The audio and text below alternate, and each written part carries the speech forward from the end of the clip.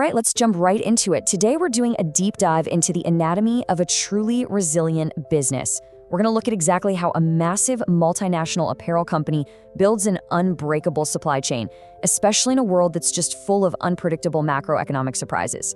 We're unpacking the core strategy behind Pearl Global Industries Ltd, or PGIL.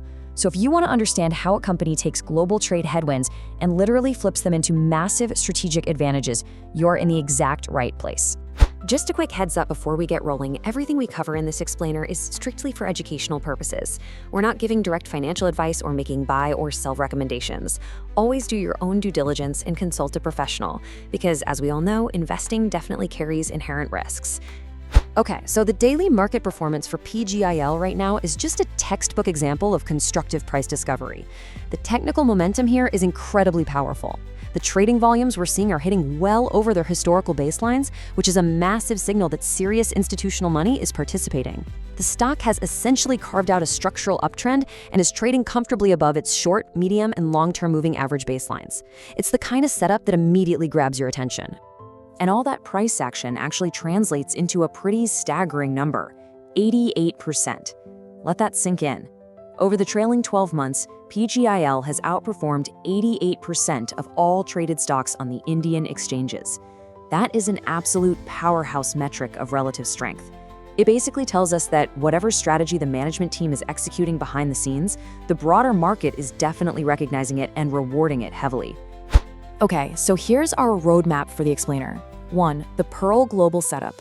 2. Surviving the tariff wars. 3. The multi-country advantage. 4. Financial evolution and scaling. And 5. Targeting 6,000 crores. Let's get into it. Section 1. The Pearl Global setup. From family-run to multinational partner.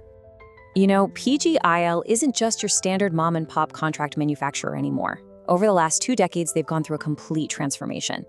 Today, we're talking about a professionally managed, highly sophisticated apparel supply chain partner. They are working with some of the biggest retail networks and global brands on the planet. They aren't simply making clothes, they are actually architecting end-to-end supply chain solutions. And how exactly are they pulling that off? Well, it all comes down to a remarkably agile business model.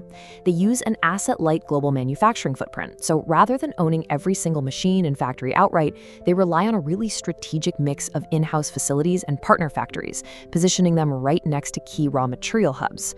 But it's not all just manufacturing. They have 75 designers stationed across Spain, the US, the UK, India, and Hong Kong. That kind of global presence ensures incredibly rapid turnaround times for fast fashion retailers. On top of that, they're actively shifting their order book away from being overly reliant on the US, capturing faster-growing markets over in the EU and Japan instead. Moving to Section 2, Surviving the Tariff Wars, Navigating US Trade Action and Penal Tariffs. Picture this. During the 2025 to 2026 fiscal year, the entire global apparel sector got hit by a severe macroeconomic shock. The United States rolled out reciprocal and penal tariffs specifically on textile products exported directly from India. This was not just a tiny bump in the road. It created immense cost pressure, basically overnight. It forced major US brands to scramble and shift their order sourcing away from India just to dodge the penalties. For PGIL, that resulted in a 9.6% drop in their standalone domestic revenues in India. Now, what's really fascinating here is how that pain was distributed. The standalone India operations took a direct hit of 19 crores in tariff upcharges, but the total global consolidated hit was 36 crores. Normally, when a macro shock of this size hits, it completely crushes regional exporters. But PGIL didn't fold, not even close. The way they managed to absorb and then completely outmaneuver this upcharge, that's the absolute core of their strategic brilliance. Which brings us to Section 3, the multi-country advantage, the geopolitical protective moat. This setup right here is their secret sauce. Think of their operations like a massive global chessboard. When the tariffs hit India, PGIL didn't lose their clients. They just moved the pieces around. They took those tariff-impacted orders and shifted them directly to their other hubs. Take Bangladesh, for example. 9 units producing nearly 55 million pieces annually, all while enjoying duty-free access to the EU and Japan. Client needs complex seam-sealed outerwear? Send it to Vietnam. Need nearshore delivery for the US market? Route the order right through Guatemala. This multi-country configuration lets them optimize production entirely based on real-time tariff policies and local labor costs. It's a game changer. And you can literally see that geopolitical moat and how they've diversified their hard assets. India holds about 24.6%, Bangladesh is right there at 23.4%, and Hong Kong has 21.9%, with the rest spread out globally. What does that mean in practical terms? It means absolutely no single country's policies, no isolated tariff war, and no regional supply chain disruption can take down the whole company. And here is the real so what for anyone analyzing the business. Even while the standalone Indian operations were under heavy pressure from those US tariffs, contributing 19.2% to the operating profit, the overseas hubs stepped up in a massive way. Hong Kong generated 35% of the operating profit, and Bangladesh delivered 32.6%. That flexibility is exactly how PGIL managed to generate double-digit overseas growth and just completely offset the domestic headwinds. Section 4, Financial Evolution and Scaling, the hard data behind the strategy. Of course, it wasn't always this smooth. Looking at their historical timeline, we can really see how this strength was built over time. Back in Era 1, from 2006 to 2011, they were pretty vulnerable.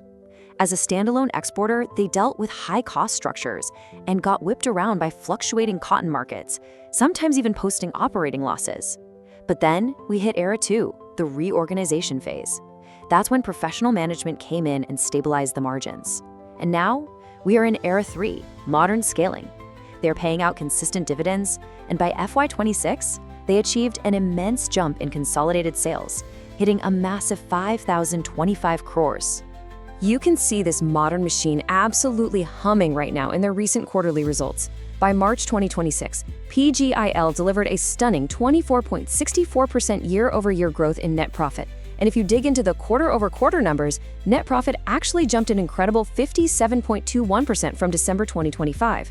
This is hard proof that their asset-light, multi-country model isn't just some nice theory, it is actively compounding profitability right before our eyes. So the real takeaway is captured perfectly in these return metrics. They're generating a return on equity of 19.02% and a really excellent return on capital employed of 23.46%. They are proving they know how to allocate capital efficiently. But honestly, perhaps the most impressive metric here, especially for an apparel manufacturer that needs factories and raw materials, is that debt-to-equity ratio. It's sitting at a highly conservative 0.47. They're achieving all this crazy scale and profitability without over-leveraging the balance sheet. Section 5, Targeting 6,000 crores, the long-term expansion roadmap. The CapEx breakdown shows us exactly where management is placing their bets with all that generated cash. They are heavily doubling down on Bangladesh, directing almost 49% of their capital expenditures there just to max out those high-volume duty-free advantages. But at the same time, they're smart. They're reinvesting 35.1% back into India to expand domestic capacity, getting ready for future demand surges and optimizing their home base. It all rolls up into a very aggressive, but totally mathematically grounded blueprint. Management has put a crystal clear target on the wall, hit 6,000 crores in revenue by fiscal year 2028. To actually get there, they've planned a massive 4.5 to 5 billion capex injection over the next 3 to 4 years.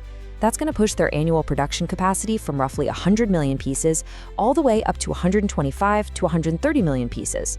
And simultaneously, they're tightening up and consolidating ownership in key international subsidiaries just to make sure a much larger slice of those regional profits flows directly back to the parent company. So PGIL has basically taken global vulnerability and flipped it into a massive structural advantage. This company really represents a high-conviction play on global supply chain transitions built entirely on the back of multi-country agility. The big question left for us is, will this meticulous asset-light strategy actually carry them to that 6,000 crore milestone by 2028? Well, the data certainly points to a management team that knows exactly how to execute. But what do you think about PGIL's global setup? And more importantly, which stock's fundamentals should we unpack and explain next? Let us know in the comments below. Thanks for joining us for this explainer and keep learning.